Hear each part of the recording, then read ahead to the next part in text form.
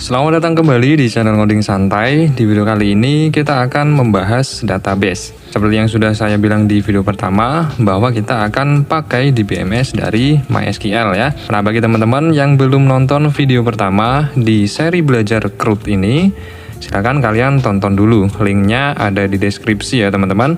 Oke, langsung saja kita ke pembahasannya.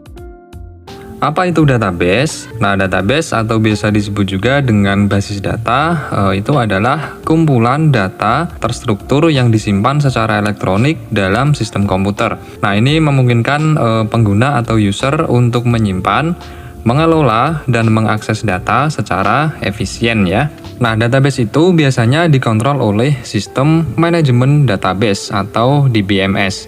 Nah, DBMS itu sendiri merupakan singkatan dari Database Management System ya teman-teman, yang memungkinkan manipulasi dan pemeliharaan data. Nah, kemudian secara umum database ini dibagi menjadi dua jenis ya. Yang pertama, ini ada Relational Database Management System atau RDBMS. Nah, untuk RDBMS itu sendiri merupakan sistem manajemen basis data yang menyimpan dan mengelola data dalam struktur tabel yang terhubung satu sama lain. Nah, jadi datanya itu diatur ke dalam tabel ya dengan baris dan kolom. Dan tabel-tabel tersebut itu saling berhubungan melalui kunci utama atau key gitu ya. Nah, untuk RDBMS ini itu menggunakan bahasa SQL ya teman-teman untuk melakukan manipulasi data seperti mengambil data, memasukkan, memperbarui, dan menghapus data. Nah, untuk contoh SQL-nya atau contoh query-nya itu seperti ini. Nah, ini adalah query atau SQL yang digunakan untuk mencari data kemudian ditampilkan ke user gitu ya. Nah, untuk contohnya RDBMS yang populer itu diantara lain ada MySQL, PostgreSQL, MariaDB, Microsoft SQL Server, dan database Oracle ya. Kemudian untuk contoh penerapan di kehidupan sehari-hari ini biasanya digunakan oleh perbankan ya, yang memang butuh penyimpanan data yang terstruktur. Tapi juga masih banyak lagi contoh perusahaan yang menggunakan RDBMS ini ya teman-teman. Nah, antara lain Telkomsel Indonesia itu juga pakai RDBMS ya. Kemudian ada PLN, Netflix, eBay, dan lain-lain. Nah, oke, kemudian jenis database yang kedua itu ada NoSQL Database Management System. Nah, NoSQL Database Management System itu adalah sistem pengelolaan database yang tidak menggunakan model relasional seperti database SQL. Sesuai dengan namanya, NoSQL ini tidak memakai bahasa SQL ya teman-teman. Dan untuk contoh database NoSQL yang populer ini ada beberapa ya, misalnya ini ada MongoDB, Cassandra, Redis, Neo4j, dan lain-lain. Kemudian karena database NoSQL ini dirancang untuk menyimpan, mengelola, dan mengakses data yang tidak terstruktur dengan fleksibilitas yang lebih besar, maka database NoSQL ini sering digunakan untuk membangun sebuah aplikasi yang membutuhkan kecepatan tinggi ya, seperti media sosial, game, kemudian IoT, dan lain-lain. Itu tadi sedikit pembahasan mengenai database ya teman-teman. Nah, sekarang kita akan langsung buat database untuk aplikasi kita nanti ya, yaitu aplikasi yang digunakan untuk mengelola data siswa. Dan ini saya sudah ada di dalam aplikasi Aweb Server ya. Nah, bagi teman-teman yang belum download aplikasi ini, silakan kalian download dulu di Play Store. Karena memang aplikasi ini nantinya akan jadi penting ya untuk sebagai web server, kemudian SQL servernya juga atau database-nya. Nah, oke, ini adalah tampilan pertama ketika kalian membuka aplikasi Aweb Server ini ya. Nah, di sini adalah alat atau tools yang digunakan untuk menjalankan web servernya. Kemudian untuk database-nya atau SQL servernya itu di bagian ini ya. Ini ada MySQL. Nah, di sini ada tulisannya MariaDB SQL Server. Nah, di sini statusnya masih stop ya, artinya belum running. Dan untuk web servernya ini juga belum saya jalankan ya teman-teman. Kemudian untuk ini, untuk dokumen rootnya, ini saya sudah arahkan ke SD card, kemudian folder sekolah ya, yang sudah kita buat di video kita sebelumnya. Nah, untuk memilih folder atau file internal kita gitu ya, kalian bisa langsung saja klik di sini. Kemudian pilih yang internal, kita oke. Nah, ini kalian pilih mau folder mana yang akan kalian jadikan tujuan gitu ya.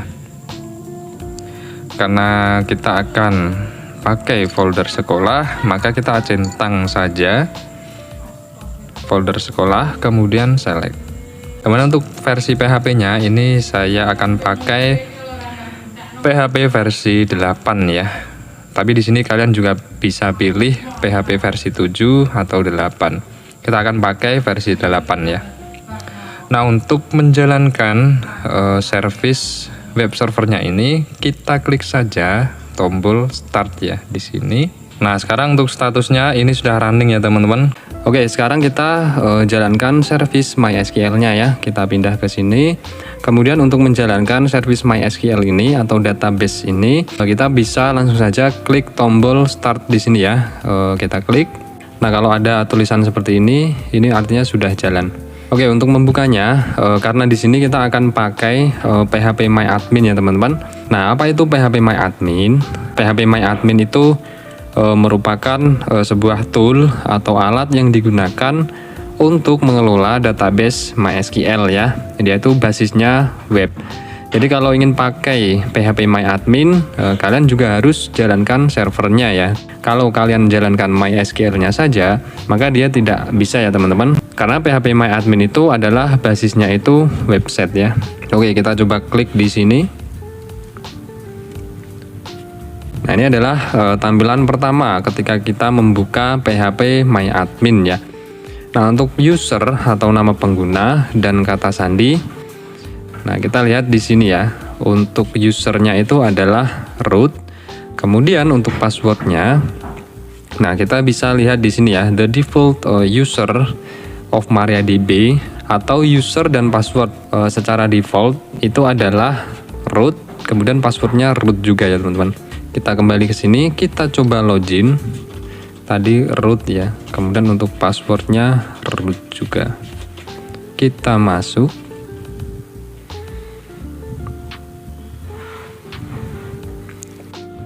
Nah, ini adalah tampilan awal ya PHP MyAdmin. Nah, untuk melihat semua database, kita bisa klik di sini atau kita perbesar lah ya. Kita klik di sini. Nah, ini ada beberapa database ya. Ini ada information schema, MySQL, performance schema, kemudian ada test. Kemudian untuk membuat database baru, kita bisa klik ini baru. Kemudian kita buat nama database-nya ya. Oke, karena kita akan pakai database ini untuk mengelola data siswa, kita buat saja nama database-nya itu misalkan sekolah gitu ya. Nah, untuk di sini ini kita biarkan saja seperti ini ya teman-teman. Kemudian kita lanjut buat. Nah, oke. Artinya kita coba lihat di sini struktur. Nah, di sini tidak ada tabel yang ditemukan ya, karena memang kita belum buat tabel. Oke, sekarang kita buat tabelnya ya. Nah, jadi ceritanya nanti kita akan punya dua tabel gitu ya teman-teman. Nah, yang pertama itu ada tabel yang digunakan untuk menyimpan data siswa. Kemudian yang kedua ada tabel yang digunakan untuk menyimpan data admin ya. Oke, kita buat tabel siswa dulu ya, atau tabel yang digunakan untuk menyimpan data siswa. Kita buat saja nama tabelnya itu misalkan TBL siswa gitu ya. Nah, untuk strukturnya itu nanti TBL siswa ini akan ada beberapa field ya. Yang pertama itu ada field yang namanya itu ID, kemudian ada nama, ada NIS atau nomor induk siswa gitu ya. Kemudian ada email dan kelas. Berarti ada 5 field gitu ya teman-teman, atau 5 kolom. Berarti kita di sini ganti saja 5 ya. Kalau misalkan ada 6 kolom, berarti di sini kita tulis 6. Kalau ada 10 kolom, kita tulis 10 gitu ya. Kita akan punya 5 kolom. Oke, kita buat saja di sini. Kita buat. Nah, ini ya, ini sudah di TBL siswa. Kemudian di sini kita buat nama fieldnya ya. Tadi yang pertama itu ada ID ya teman-teman. ID, kemudian jenisnya kita akan buat integer. Kemudian untuk panjang nilainya kita buat saja 50 gitu ya. Panjang nilai itu adalah panjang atau berapa digit gitu ya. Kalau kita misalkan isi 50, berarti maksimal yang bisa masuk ke field ID ini adalah 50 digit gitu ya teman-teman. Kemudian untuk ID ini kita akan jadikan sebagai primary key ya teman-teman, atau kunci gitu ya. Kita jadikan primary key. Kita kalau muncul seperti ini berarti kita kirim saja ya. Kemudian agar dia itu nambah secara otomatis ya, artinya dia itu akan nambah 1, 2, 3 dan seterusnya gitu ya teman-teman. Kita akan buat dia itu auto increment. Nah, kita centang saja di sini ya, yang AI itu ya, auto increment. Jadi dia itu nanti kalau datanya itu bertambah, dia akan otomatis bertambah juga ya nilainya. Kemudian yang kedua, kita tadi ada kolom nama ya. Untuk nama kita pakai varchar ya teman-teman. Kemudian untuk panjang nilainya kita kasih saja yang panjang ya, 100 gitu ya. Untuk atributnya kita tidak akan pakai apa-apa ya. Kemudian yang ketiga itu ada NIS atau nomor induk siswa.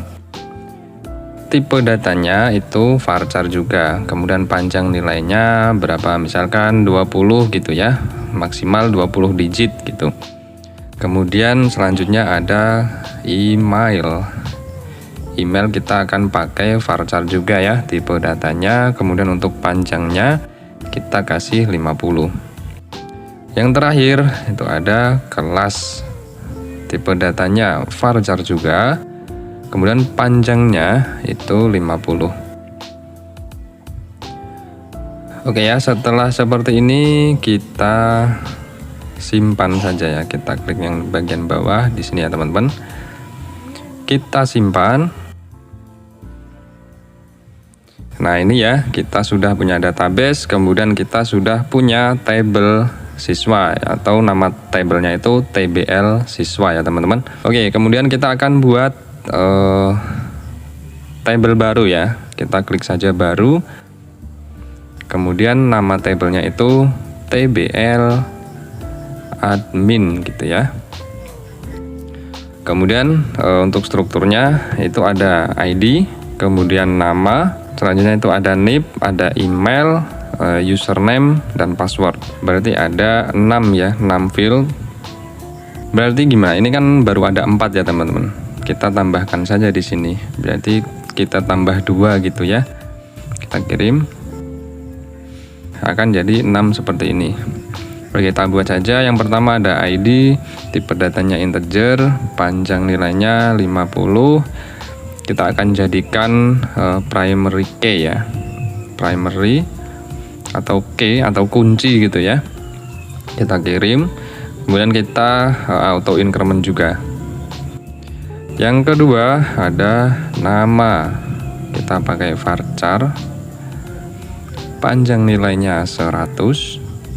Atributnya nggak ada. Kemudian yang selanjutnya NIP gitu ya, nomor induk pegawai. Ini misalkan gitu ya teman-teman. Tipe datanya varchar, kemudian panjang karakternya itu maksimal 20. Setelah NIP ada email. Kita pakai varchar. Panjangnya 50 juga. Dan ada username. Pakai varchar, panjangnya kita kasih 100 ya. Kemudian yang terakhir ada password. Password tipe datanya varchar, kemudian panjang nilainya.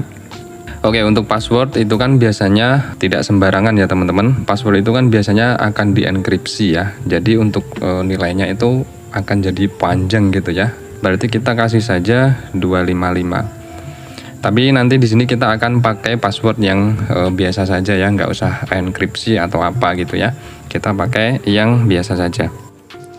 Oke, setelah seperti ini ada ID, nama, NIP, email, username, password ya. Sudah ya, kita buat atau kita simpan di sini ya. Ini ada tulisan simpan di bawah.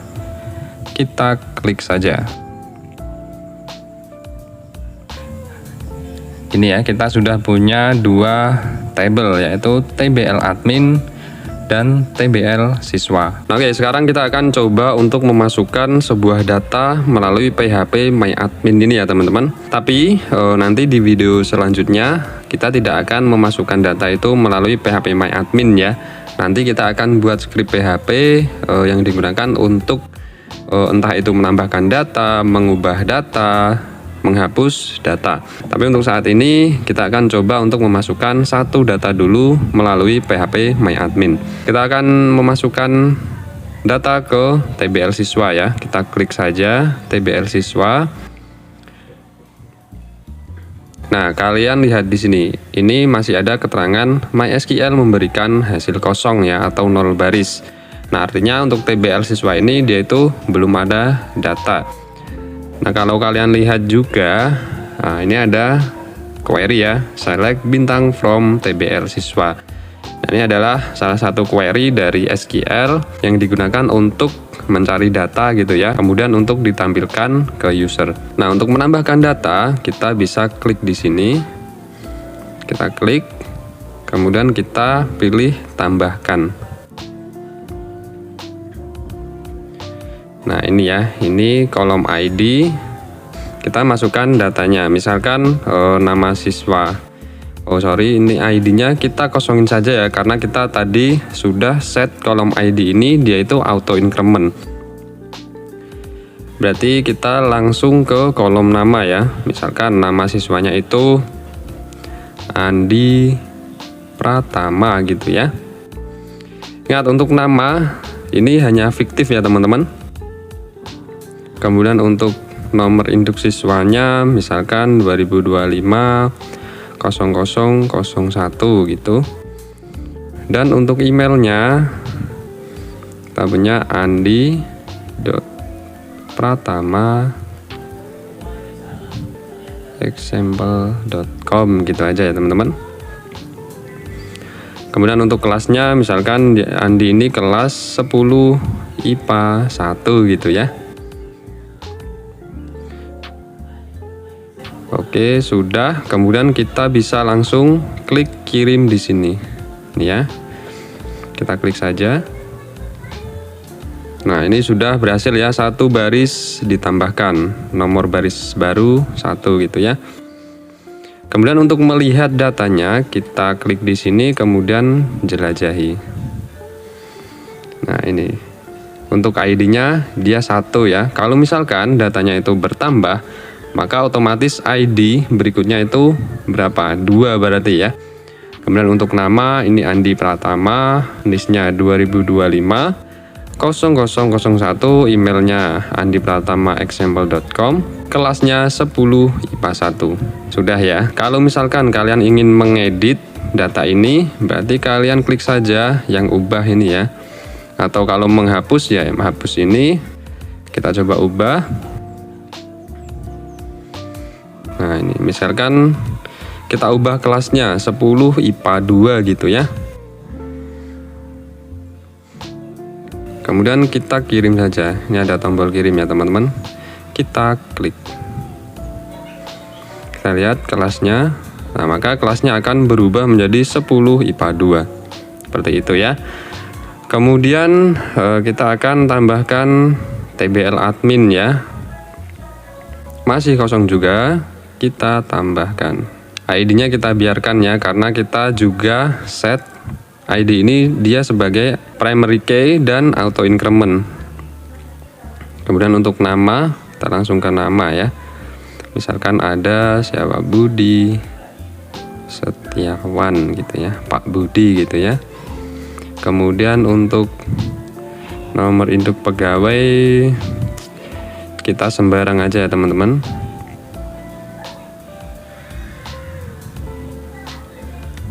Selanjutnya email Budi Setiawan